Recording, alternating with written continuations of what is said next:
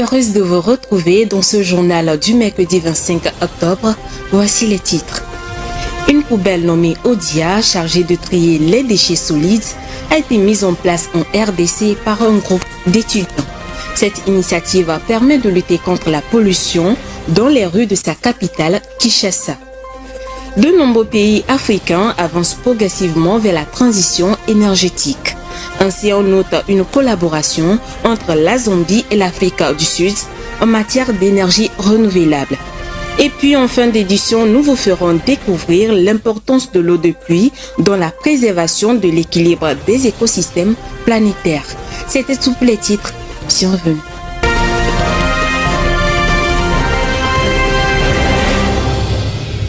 Un groupe d'étudiants de l'université de Kinshasa apporte sa contribution dans la gestion des déchets solides dans la capitale de la République démocratique du Congo.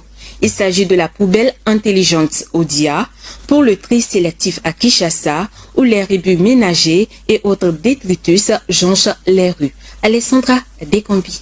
Kinshasa innove dans le domaine de la gestion des déchets solides avec une poubelle intelligente à commande vocale. Baptisé Odia, le dispositif a été lancé par un groupe d'étudiants de la faculté de pétrole, de gaz et d'énergie renouvelable du département de génie des énergies renouvelables et environnement, option génie de l'environnement de l'université de Kinshasa en République démocratique du Congo. Odia est doté d'un détecteur de mouvement et d'une commande vocale qui indique à l'utilisateur dans quel bac il doit éliminer son déchet selon la nature. Le dispositif de tri comporte deux bacs avec un volume cumulé de 0,75 m3. Rempli à 95%, la poubelle émet un témoin lumineux et bloque l'ouverture à 100% afin d'éviter le débordement. Odia est également équipé d'un système solaire hydrique avec batterie de stockage. Outre la réduction de la pollution qui génère 7000 tonnes de déchets, la production à masse de ces poubelles intelligentes pourrait renforcer l'efficacité des collaborateurs sur le terrain, voire le recyclage dans la capitale congolaise qui multiplie des partenariats avec des entreprises investissant dans l'économie circulaire. Avec le lancement de sa poubelle intelligente, Kinshasa entre dans le cercle encore restreint des villes africaines qui mettent la technologie au service de la gestion des déchets solides. Kigali, la capitale du Rwanda, l'a fait en novembre 2021 en lançant des poubelles intelligentes dotées de capteurs pour surveiller les niveaux de remplissage en temps réel. Depuis, ces dispositifs ont significativement amélioré la salubrité de la ville, faisant du pays de l'Afrique de l'Est une référence africaine en matière de gestion durable des déchets. Le Gabon souhaite désormais protéger ses mangroves pour le bien-être de son environnement. Ces plantes marines sont réputées pour leur capacité à stocker le taux de carbone répandu dans l'air, de quoi rendre sa protection encore plus déterminante pour les écosystèmes gabonais. Suivant. Les arbres imposants des impénétrables mangroves du Gabon ont contribué à faire de ce pays de l'Afrique centrale l'un des rares absorbeurs nets de carbone au monde. Car ces plantes séquestrent le gaz à effet de serre 4 fois plus vite que les forêts terrestres. Alors que le monde s'efforce d'enrayer le changement climatique, des pays comme le Gabon tentent de déterminer la quantité exacte de carbone piégée dans les mangroves. De l'autre côté de l'estuaire du parc national de Pangara, à Libreville, la capitale, la menace pèse sur les mangroves. Selon la Lafato Yembo, garde forestière, il est très nécessaire de protéger ces plantes car elles contribuent à la préservation des écosystèmes terrestres et aquatiques. Au Gabon, des campagnes de sensibilisation ont été lancées pour réduire la pression exercée sur les mangroves de Libreville. L'Observatoire spatial du pays aide à suivre la croissance et la protection de ces plantes qui bordent près de la moitié des 1485 km de sa superficie. La transition vers les énergies renouvelables en Afrique a progressé de manière impressionnante au cours de la dernière décennie. De nombreux pays se sont efforcés d'accroître leur capacité énergétique. C'est le cas de l'Égypte, du Kenya et de l'Afrique du Sud qui font preuve d'engagement ferme pour une utilisation accélérée des énergies renouvelables. Léon Sagbo nous fait le point. Les énergies renouvelables en Afrique devraient connaître une forte croissance et représenter près de la moitié de la production d'électricité dans les régions subsahariennes du continent d'ici 2040. Les Nations Unies estiment qu'au cours de ces dernières années, l'Afrique a fait un progrès dans le développement de ses marchés de l'énergie solaire. Un nouveau rapport de l'Association de l'industrie solaire africaine, AFSIA, montre que l'installation de l'énergie solaire industrielle ou captive en Afrique a augmenté de plus de 60% en 2022, portant la capacité solaire au-delà des 10 gigawatts dans 5 pays, à savoir l'Égypte, l'Afrique du Sud, le Kenya, la Namibie et le Ghana. Dans le but d'exploiter ce potentiel d'énergie verte, le président zambien Hakainde Hichilema a souligné l'importance de la coopération régionale, notamment avec l'Afrique du Sud, lors d'une réunion tenue ce 21 octobre 2023 avec la ministre sud-africaine des Relations internationales et de la coopération, le Dr Naledi Pandor. Le président estime que négliger cette opportunité serait dommage pour les populations en matière d'emploi et d'électricité. Il s'est aussi dit préoccupé par le fait que les pays de la région puissent rater l'occasion de stimuler les économies et d'améliorer le bien-être des citoyens si l'opportunité de travailler ensemble sur les technologies de l'énergie propre et des véhicules électriques n'est pas saisie. Le docteur Naledi Pandor déclare que leur ministère de l'Environnement et de l'Agriculture s'est engagé avec celui du Commerce pour dresser la feuille de route à suivre. Il est à noter que les prévisions de l'Agence internationale pour les énergies renouvelables, IRENA, indiquent qu'avec les réglementations, une gouvernance et un accès aux marchés financiers appropriés, les énergies renouvelables pourraient représenter 67% de la production d'électricité en Afrique subsaharienne d'ici 2030. Face à la dégradation du potentiel hydrique au fil des jours, le royaume chérifien signe une convention de coopération avec la Suisse en vue d'améliorer ses performances en matière de gestion en eau. Parmi les axes de cette nouvelle coopération figurent la formation et l'innovation. Alessandra Descombi. Une convention de coopération a été signée lors de la première édition des Journées scientifiques Maroc-Suisse à Rabat, dans la capitale marocaine. Placée sous le thème « Les enjeux de l'eau au Maroc », le royaume chérifien bénéficiera de l'expertise avérée de la Suisse en matière de la gestion des ressources en eau. Cette expertise sera apportée sur les 3 axes, à savoir la formation, la recherche scientifique et l'innovation. Le Maroc multiplie depuis plusieurs années des stratégies face au stress hydrique. D'abord, la politique des barrages lancée dans les années 1960 a permis de construire 152 barrages d'une capacité de stockage globale de 20 milliards de mètres cubes. Au moins 20 autres barrages sont en construction pour atteindre les 26 milliards de mètres cubes à l'horizon 2030. À cela s'ajoute le dessalement de l'eau de mer et la réutilisation des eaux usées traitées. Des projets qui n'ont visiblement pas empêché la diminution drastique du volume d'eau par habitant. De 2600 m3 en 1960, ce volume a chuté pour atteindre 603 m3 en 2023 et devrait baisser en deçà de 500 m3 d'ici à 2030, selon l'Organisation des Nations Unies, ONU. Ainsi, pour renforcer leur efficacité, les experts et chercheurs marocains seront mis en relation avec ceux des grandes universités suisses dans le cadre du nouvel accord de coopération signé par le ministre de l'Enseignement supérieur, de la Recherche scientifique et de l'Innovation, Abdelatif Miraoui, et le conseiller fédéral suisse et chef du département de l'économie, de la formation et de la recherche suisse, Guy Parmelin. Outre l'échange d'expériences en matière de recherche scientifique et d'innovation, les experts marocains seront outillés pour le développement de projets d'adduction d'eau potable et d'installation d'assainissement au Maroc. En Ouganda, un groupe de producteurs s'est lancé dans la production d'engrais biologiques.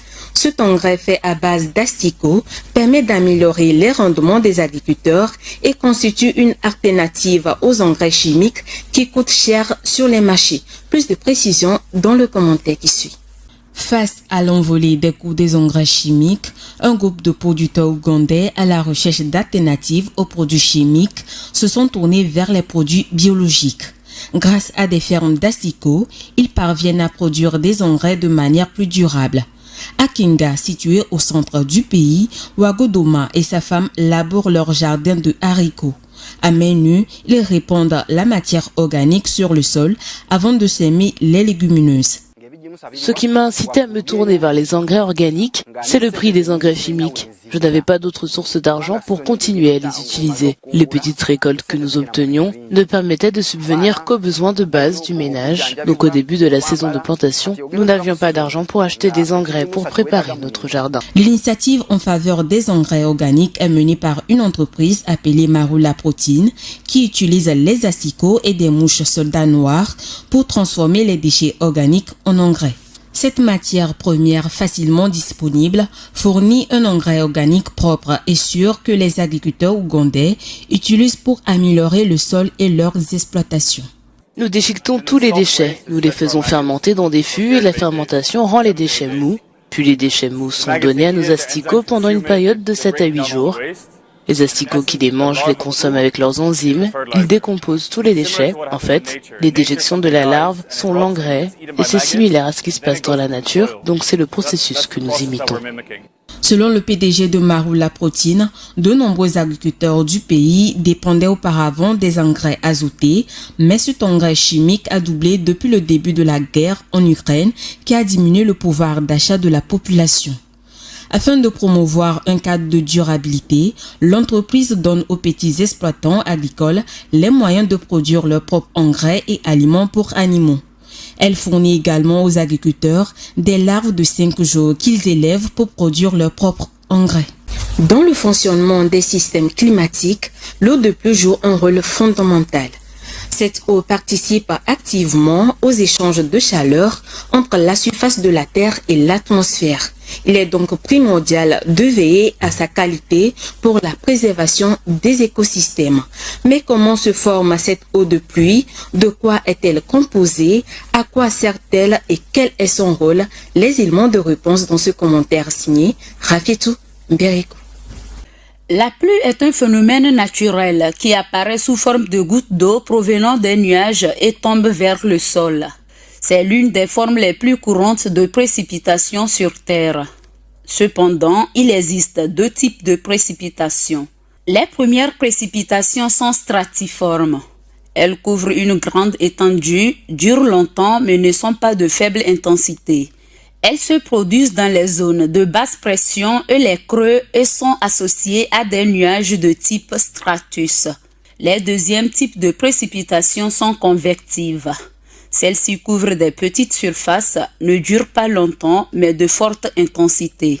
Elles sont très localisées et produites par l'instabilité convective de l'air. Les précipitations généralement contribuent à la fertilité et à l'habitabilité des zones tempérées ou tropicales dans les zones polaires et aident au maintien des calots glaciaires. En outre, la pluie est un élément essentiel à l'équilibre écologique de la planète. L'eau présente sur la Terre est en circulation constante. Elle opère un circuit formé qui est le même depuis des milliards d'années. 79% des précipitations tombent sur les océans.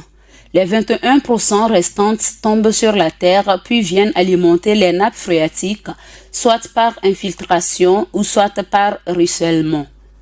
Ces eaux pluviales permettent de recharger les nappes phréatiques souterraines et qui vont ensuite alimenter les cours d'eau, lesquels se jeteront à leur tour dans la mer. D'une manière générale, l'activité humaine a un impact considérable sur les caractéristiques de l'eau de pluie. Le lavage des toits, par exemple, peut la changer en bactéries et micro-organismes pathogènes. Toutefois, lors de sa formation, durant sa chute, l'eau de pluie se charge de différents éléments minéraux et polluants qui la rendent moins pure et parfois même très polluée dans le cas des pluies acides. L'eau de pluie ne peut assimiler à l'eau potable. Un bateau transportant des véhicules et ses passagers lors d'une traversée maritime s'est échoué sur les côtes de la Suède. Cela a provoqué une marée noire après l'échappement du gasoil qui se trouvait dans la coque du bateau.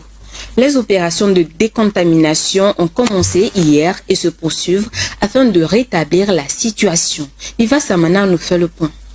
La côte suédoise subit une pollution au pétrole depuis quelques jours. Un ferry qui est un bateau transportant des passagers et des voitures s'est échoué sur le sud du pays à la fin de la semaine dernière. Cet échouement du bateau qui portait à son bord 75 passagers a laissé échapper de la coque une nappe de carburant. Les passagers ont été rapidement évacués après le naufrage selon un communiqué des gardes-côtes suédois. Il précise que le ferry a laissé échapper du gasoil sur plusieurs kilomètres avant de s'échouer à l'endroit où il est bloqué actuellement. L'enquêteur principal des gardes-côtes suédois a déclaré qu'une équipe est sur place pour déterminer la circonstance de l'accident qui a provoqué une marée noire. L'agence suédoise de la protection civile a été appelée en renfort et les opérations de décontamination du site commencent ce lundi. Un épais brouillard règne sur la région, ce qui a rendu difficile l'évaluation de l'ampleur de cette marée noire. Les autorités suédoises, le commandement du navire et l'équipe à terre de la compagnie TT Line, à qui appartient le bateau, évaluent les dégâts. Henrik Paim, responsable de la supervision maritime à l'agence suédoise des transports, a indiqué qu'il n'y a pas de risque que le navire coule. La fin a sonné pour le glacier de Sarenne en France. Après plusieurs décennies de perte d'altitude et de fonte de glace, ce glacier de l'Hexagone a définitivement disparu ces derniers mois. Une situation qui laisse dans une tristesse les chercheurs et glaciologues qui l'étudient. Vivas Amana. La catastrophe climatique continue et particulièrement parmi les glaciers. En France, les glaciers fondent à une vitesse hallucinante. Une situation qui alerte les experts du climat et particulièrement les glaciologues. Ainsi, le glacier de Sarenne près de l'Alpe d'Huez dans le département de l'Isère, dans le sud de l'Hexagone, a officiellement disparu. L'Institut de géosciences de l'environnement de Grenoble, qui l'étudie depuis 75 ans, a décidé d'arrêter de le suivre parce que sa surface est devenue dérisoire. En effet, le glacier de Sarenne mesure désormais moins de 1000 m² pour une épaisseur de 2 à 3 mètres de glace. Ce défendrement s'inscrit sur une interminable liste noire. Les glaciers des Alpes françaises perdent de la masse depuis presque 2 siècles. Mais la fonte s'intensifie sous l'effet du changement climatique. Dans cette logique, l'année 2022 marquée par une intense canicule a été catastrophique pour les glaciers dans l'Hexagone. À titre illustratif, la mer de glace qui est le plus grand glacier français a perdu 16 mètres de hauteur en 2022. À ce rythme, les 3/4 des glaciers alpins auront disparu en 2050 selon une estimation faite par l'Institut de géosciences de l'environnement. Toujours selon cet institut basé à Grenoble, aucun glacier situé à moins de 3400 mètres d'altitude ne devrait résister et d'ici la fin du siècle, 90% de ces monuments de glace seront réduits à néant. Devant ce cataclysme que subissent les glaciers, les montagnards et les glaciologues crient leur tristesse et leur colère lors du rassemblement d'hommage. Certaines espèces animales présentent un comportement de reproduction particulière. En effet, il arrive que les femelles meurent peu de temps après avoir donné naissance à leur progéniture. Ce phénomène est observé chez plusieurs insectes, notamment chez certaines araignées et mantes religieuses, ainsi que chez certaines espèces de poissons et d'amphibiens. Rafitou Bereko. Dans le règne animal, il existe un phénomène remarquable chez plusieurs espèces d'insectes, de poissons, d'amphibiens ainsi que chez certaines araignées et mantes religieuses. Chez ces dernières, les femelles peuvent être beaucoup plus grandes que les mâles et la production présente souvent un risque élevé pour elles. Après l'accouplement, la femelle pond ses œufs généralement dans un cocon. Cependant, après la ponte, la femelle peut subir une sénescence post-reproduction qui affaiblit son système immunitaire, l'empêche de se nourrir efficacement et la rend vulnérable aux prédateurs. Dans certains cas, la femelle meurt juste après avoir mis bas, ne survivant pas suffisamment longtemps pour voir ses petits émerger.